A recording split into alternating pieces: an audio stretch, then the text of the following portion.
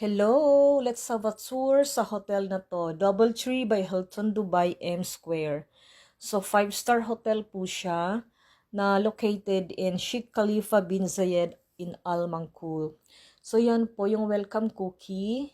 Binigyan tayo ng welcome cookie at meron silang welcome letter din po. So, upon arrival, upon check-in, yan po yung ibibigay sa'yo to welcome you in the hotel. So, ito po yung room. Yan yung sketch ng exits in case of emergency. Alam mo kung saan ka dadaan at saan ka located sa building na yan. Yan yung room mo. Kumbaga yung sketch mo. So, everything is digital. Ito po yung shower room. Yan. Head and cold shower. And yan po yung mirror para makapag-ayos ka after you shower. And yan. So, meron silang slippers. That is a lotion. Kung hindi ka nakadala ng lotion, so prepared na talaga siya for you. So, yung banda dito is sa bowl toilet is meron silang ganyan. Telephone in case of emergency or kung meron kang sasabihin na andoon ka sa bathroom is makakatawag ka ng mabilisan. So, ayan po. Yung life-size mirror. Yan yung coffee pantry. May tea, may non-fat milk. Magre-request ka din ng mga sugar na kung meron pong mga hindi pwede sa matatamis. So, pwede po kayo mag-request na lang. So, big screen TV. Saka yung menu sa room service na mga food. Ayan, pwede mo lang siyang i-scan.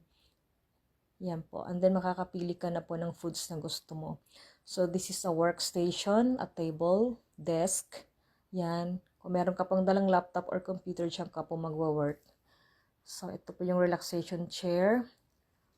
Habang nagtitika, overlooking the city lights, city views. So, yan po is the queen size bed. Ito siya is lagayan siya ng mga things mo, mga hanger. Mga damit na hinahanger mo na like basa pa siya, so pwede mo siyang ilagay dyan. So, ayan, safety box, safety deposit box. And yung Quran nila, tsaka yung hair dryer po yung nasa taas. So, ito yung cabinet.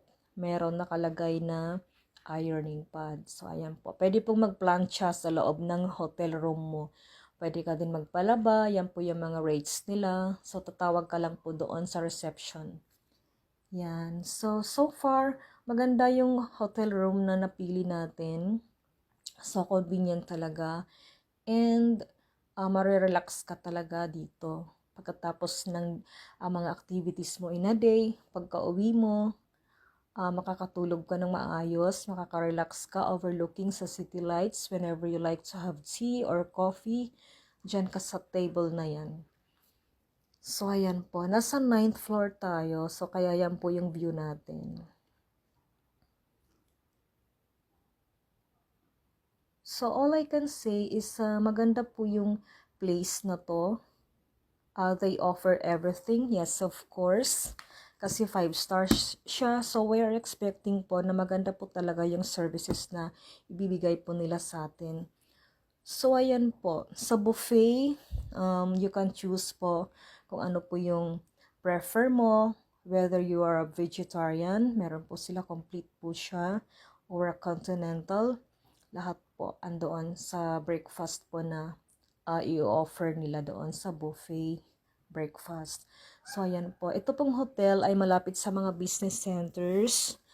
Front desk nila is open 24 hours. You can just call anytime kung ano po yung gusto mong mga i-order na food or meron kang ibang concern. Ayan po.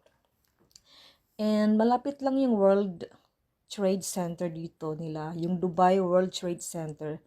It's just 1.9 miles from this hotel.